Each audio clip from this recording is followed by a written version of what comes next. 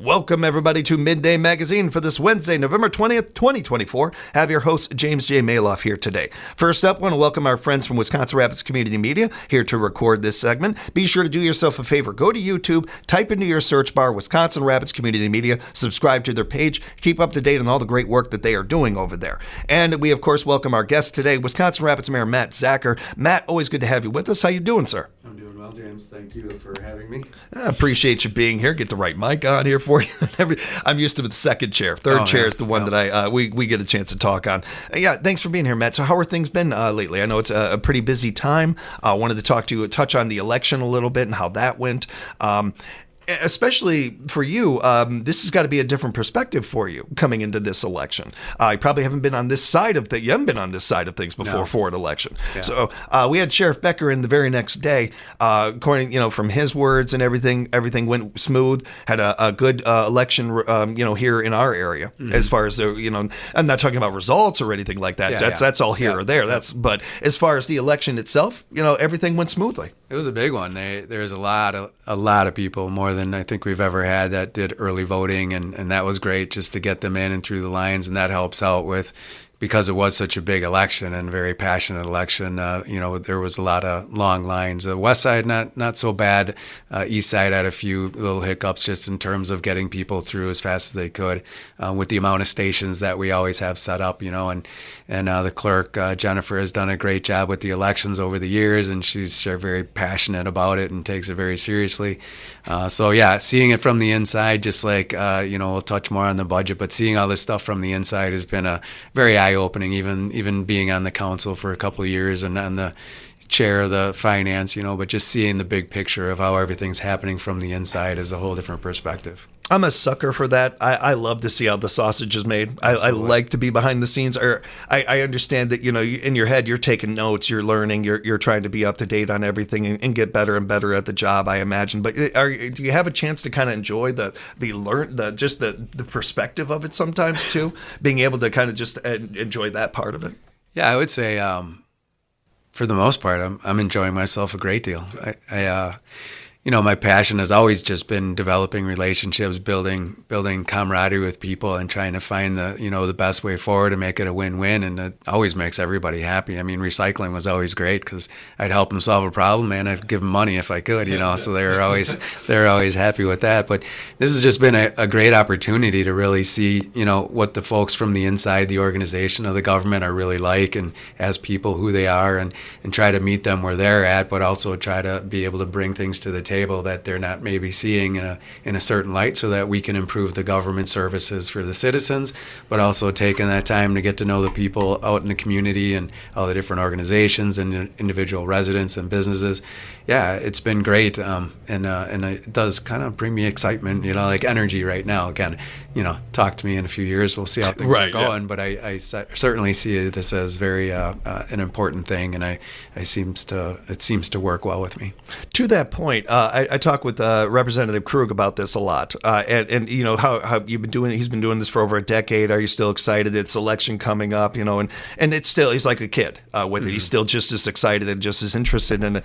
But one of the things that I think is important, and I bring this up with him and any of our representatives in our communities, no matter what their level is, I ask these questions if you're enjoying it, if you're having fun and stuff, not because the job should be tough. These are not privileged jobs. These are jobs you earn, and they should be difficult. But we also, if we want younger generations to do these jobs, we can't just focus on the negative. We can't just focus on every time we see a politician and we just trash them. These kind of things. Accountability is incredibly important, and we need to be able to not only hold them accountable, but to be able to speak our opinions. That's being an American. But at the same time, from those representatives and from us in the media, we've got to be able to cover both here. And hey, we want somebody to be mayor, after you're done with your terms, whenever 100 years from now, whenever you're done with this. In order to incentivize people to want to do this stuff, we've got to find out if they're enjoying themselves, the current people doing these jobs. Yeah, absolutely. I appreciate you sharing that. I agree with you 100%, though. I mean, it is challenging. I mean, certainly you have to find time to decompress, turn it off.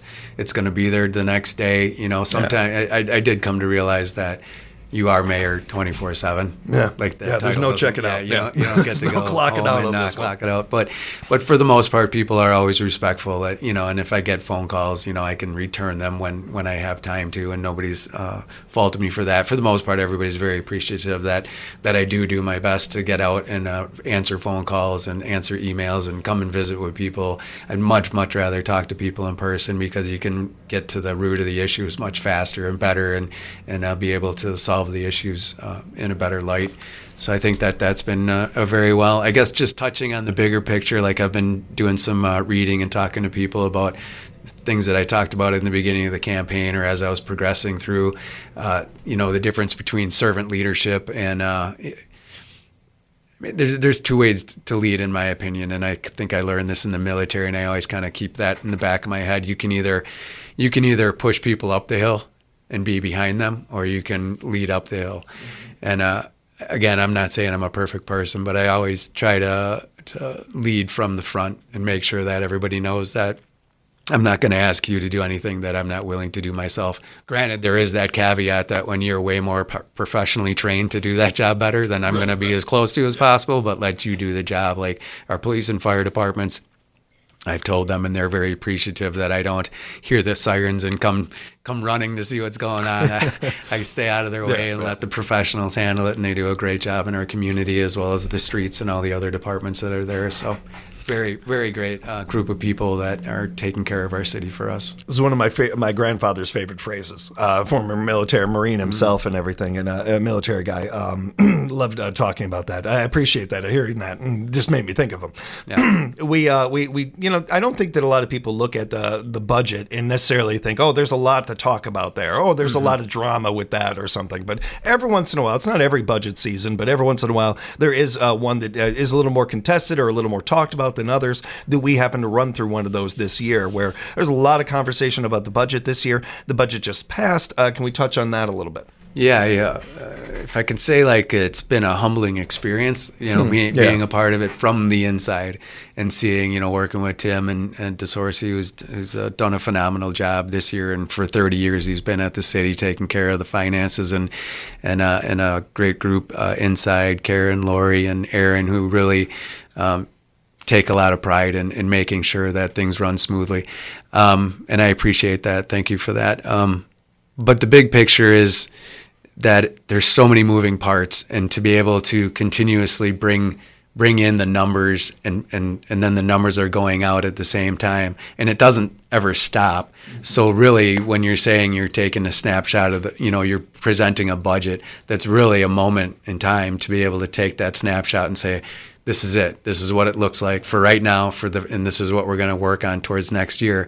But at the same time, there's so many things that are going to happen between now and the end of 2025 that you can't see, you can't foresee. So it was pretty great that way. And there's a lot of big things that kind of happened this year that we had to take into account and figure out.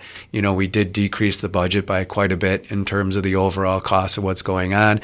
We still have expenses for some debt we're going to have to take out for the roads, but we were able to decrease that from like usually $2.2 million down to $1.3. And we were able to shift some things around because I know we were going to touch on the transportation utility. This is a good time to bring it up. That was a system that we put in place that, in my opinion, was well thought out and well planned as a user-based system. Like you use a gallon of water, or you use a watt of electricity. I'm not quite sure how they do that or how they measure it, but it was based on how many times you used the road. Mm-hmm. So it was a trip charge, and we tried to make it equal to everybody. So if you're a resident, you have basically 8 trip charges a day, meaning you leave the house 4 times and come back per day. Granted, every day it's not going to be the same. The ones that got the brunt of that is going to be the businesses and the restaurants, because you have, fast food restaurants. You got every time somebody pulls in and leaves, that's 2 trip charges. Mm-hmm. But at the same time, they don't get to run their business without the roads, so there's a very important thing there. And it also helped us because some of the communities outlying communities that are great, and I appreciate everything that they do and being there, but they don't contribute to the roads at all that we use inside our city, which everybody uses. So this was a way of being able to get a few pennies from them to add to the pool of money that we use for Yeah. special assessments. And the whole reason we got rid of special assessments is because they were just going up and up and up. People were getting $15,000 to $30,000 bills depending on if they lived on a corner or not. So really, in the end, it was a great system. But what happened, it was in Pewaukee. They went through the system, and the manufacturing group at the state level contested it, and they went to court, and the local court upheld it, and then they went to the appeals court, and the appeals court overturned it and said it was illegal, and then they took it to the Wisconsin Supreme Court, who then chose not to see it, which then put it back in the appeals court as illegal. Yeah. So we had we didn't disband it, but we did pause it for right now until we figured out for sure what's going on. So unfortunately, then we got to not collect the revenue that was coming for that, but we don't want to go back to special assessments. So we were able to kind of work internally between the utilities that use those, the underneath of those roads for the water, electricity, sometimes the stormwater utility, and then the wastewater. And we were able to kind of shift some money around, and everybody agreed that it was a fair process. So we weren't doing anything that hurt anybody. So that's going to be able to cover special assessments. So we're not going back to that outdated model at this point. So. Thank you for the update on that and the behind the scene of that and everything. Yep. With the rest of the budget, everything else, certainly some conversations about a couple of big things in town here. I know you wanted to touch on some of that too. Yeah, they're tough subjects because there's a lot of emotions behind them. And two of them that came to the forefront, and they kind of have for the last couple of years. So there's issues that are there. I'm not going to dive into the exact issues, and again, that's kind of my personal opinion too, and I'm learning as mayor at the council meetings that I don't speak as much as I did when I was a council member, just because one, I don't know how much it'll help, and two, I just don't know if it's my place as the mayor, because my job is to take care of the management behind the scenes. Yeah. So I'm learning as I go there. But anyways, the two touchy subjects was obviously the library and the Humane Society, and very, very emotional subjects, just because people really love the library and people really love the Humane Society because it takes care of the animals and everything. So we are working on those, and it's going to be a continuous process. I think people get scared when they hear certain things, or if a council member does make a motion, and they do have to hear if it passes or not. That's kind of what's happening. Like, in the end, we vote our aldermen in, and they're there to speak for the people. And again, they have their own opinions according to how they feel, how they were raised and everything. And ultimately, this comes down to the budget and knowing that money is going to continue to shrink for us as a city, as we still have to wait and figure out how the whole mill system goes and what new businesses are going to be brought in and how that's going to play out for taxes and all that. But ultimately, we built this amazing city to include the library and to some degree the Humane Society, when we had a lot of money flowing through this community, and a lot of it was being brought in by individual donors, private donors, versus the city. But then what happens with these big organizations like the library, and again, it's a beautiful library and it does great things and there's great people there, but it costs a lot of money, and now it's been put, not 100% because there is different funding to it, but the majority of it is put on the backs of the Wisconsin Rapids taxpayers now. So there's things to be discussed, and I hope everybody can understand that there's nobody that's looking to harm our community. It's just having conversations and dealing with the money behind what it takes to keep it running the way everybody wants it to run. So. Yeah, and right away, I do want to say, because I talk to listeners almost every day about these topics, and it's a wide variety. There's I don't think in the years I've been doing this job that there's ever been one topic that 100% of the listeners are on this side of it. It's always 50-50, no matter what we're talking about, and there's always a lot of passion and energy, sometimes a little more than needed, but there's a lot of it involved with it. And one thing that I realized with this current past couple of weeks, I'm so thankful for that. I'm thankful that we have a community that cares. I'm thankful that we have a community that is engaged, that they're finding out about these things at the last second because they haven't been paying attention. This community cares. They're listening. They're paying attention. I'm also thankful for the communication from the board, from you, from your front office, from the city hall and all this, because they're able to care about these things because they're kept up to date on these things. Yeah. We have a open communication here. Nobody's trying to hide anything. Nobody's trying to get rid of things or make the community less than it is. We're trying to make it better. And we're trying to be adults about this too. Right. Everything the mayor just laid out for you couldn't have been more exact. We want to keep these things. These things cost money. We have to balance way of life and way of living with how do we keep the lights on. Right. It's business 101. It's life 101. Right. And I think most people, when you strip it down like that and you explain it the way you did, get that. I think so. And one of the things is, especially with these topics, the library, the Humane Society, these are things that I'm personally attached to. I care. I get as passionate as anybody about. Right. You got to put those emotions aside. Yeah. You really do. I know how impossible it can be to do, but if we're going to really talk about these things and really get into them and really make our community better for our kids and our future kids and all that, we got to have as little emotion involved sometimes with these things, because this is numbers, right? And there's no feelings involved with numbers. Yeah. There's no the future. The future needs us to think about these things with, a direct focus. And being emotional is part of being Midwesterners. That's what we are and everything. But we also have to approach these things to a degree as adults and realize we got to keep the lights on. We also want to keep these things. How do we do that? We figure it out together. To keep the personal grudges away from like the aldermen who are voted in and they stepped up, whereas most people won't step up. So one, give them the credit for stepping up. Mm-hmm. Two, if you don't agree with what they are bringing to the table, then you vote them out. This is the way our system works. But to personally, again, you go back to the social media. So there's no, there's just, I know, it's frustrating, but it is what it is, and it's not going away in terms of the ability to speak your mind freely.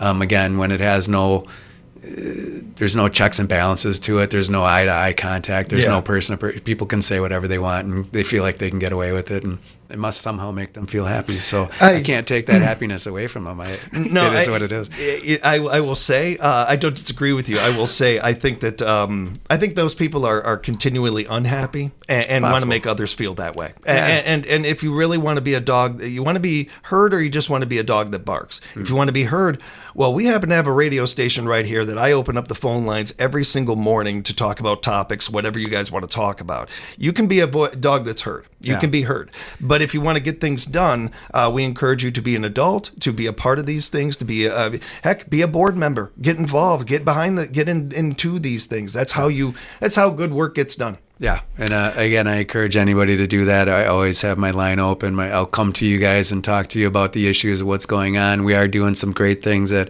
WRCM. We've set up a new studio in there. They've all worked hard. I heard moved about 1,200 pounds worth of material to set up this new studio. That's pretty cool.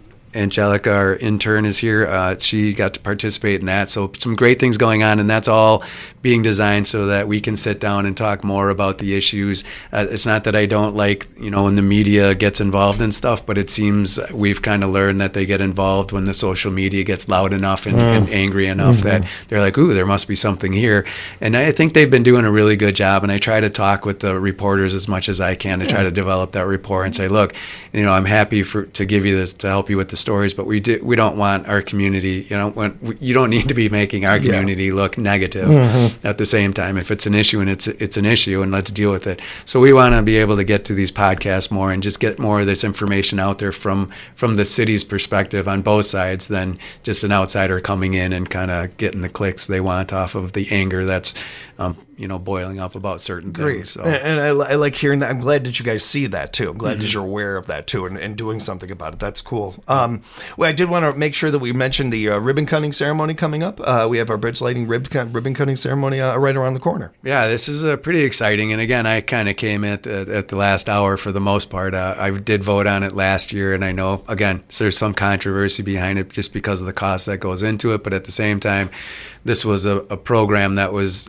carried through multiple leadership groups throughout the years, and they've been saving up money. And again, it would have taken forever to be able to save up the amount of money, and maybe we can still do some fundraising. But what happened is some money came available through that TIF district, the TID district down there, the TIF money that's there to be able to do the bridges. And we had talked about it and voted on doing all three different types of light, like puck lighting, and then stretch lighting on the sides and stretch lighting on the pillars going down, and it's all going to be shining off the water. Like, in the end, it's going to be pretty amazing. And I understand how people feel about the money. The money was there, and we did decide to do both bridges because it would have looked really kind of awkward to just do one, especially when you're downtown. And it is going to be phenomenal. And these are very high quality light. Like, the system itself is going to be great. We're reaching out to people in the community that have the ability to set up programming with these, to be able to do it to some music maybe, and be able to have different shows, but also just have ambient lighting during different times, different colored lights during different holidays, stuff like that. I think it's a huge addition to the downtown. And again, I'm one person's opinion. We voted on it to make it happen, and I appreciate all the effort that everybody's put into carrying it forward, and to include Mayor Shane, former Mayor Blazer. He was a big proponent of pushing it forward, and got Joe and Kyle and Paul on board to kind of make it all happen. And they did a lot of work to kind of bring it all to fruition. So it'll be exciting. And that's happening during Rekindle the Spirit, right before Rekindle the Spirit. Again, Heart of Wisconsin Chamber of Commerce always putting on a great parade and an entertainment night to start out the holiday season. So I think that's going to be exciting. So they're giving us a few minutes ahead of that on the 27th at 5:25, I believe, is when that's starting. And then we'll light up the Christmas lights and make a great night out of it, and have a great holiday season. It's going to be really cool. Yeah, it's going to be very cool. I'm excited about it. We're going to be down there. We're looking forward to being a part of Rekindle the Spirit in one of our favorite events throughout the year. I'm excited about this. I know Shane and I were talking about it for years, and here we are where it's finally going to happen. These lights are going to be up there. I will encourage the audience, if you're curious, you can look at big cities, you can look at rural cities. How do cities keep their population? How do they bring new people in? Investments in their community, and making a community that people want to come to. People want to, but if you're moving to Rapids, or you're checking Rapids out, and you drive down one of those bridges and you see those lights, or you see some of our nonprofits, our library, our Humane Society, you see a community that is well kept up. You see good roads. You see these things. Our schools are strong and solid and funded. These are communities people want to stay in. These are communities people want to live in. That is an investment. That is, and to me, that makes this very simple and very exciting. And now we can just focus on the fun, cool parts of it, like, oh, these lights are going to be awesome. To me, that's just my thoughts on it. But I encourage people to learn more about these things and find out more. You can do that. Again, completely transparent. Everything's for you at the city's website, wirapids.org. You got the budget summary there. You got budget hearing notices there. You can keep up to date on all these things. Encourage you to do so. Matt, always good talking with you, man. Thanks for the time. Yeah, you too. Thanks, James. Have a good day. Big thank you to Angelica and our friends over at Wisconsin Rapids Community Media and the gang over there. Thanks for the great work that you guys do. We'll have Mayor Zachary in with us again next month. We're looking forward to. I almost made you do double billing here. I would be there. I appreciate that. We'll talk with you next month. We'll talk with you sooner than later. You've got the Lights of Love celebration coming up. Everybody be listening for that right here at 97.5 FM, 1320 AM, WFHR, locally grown radio.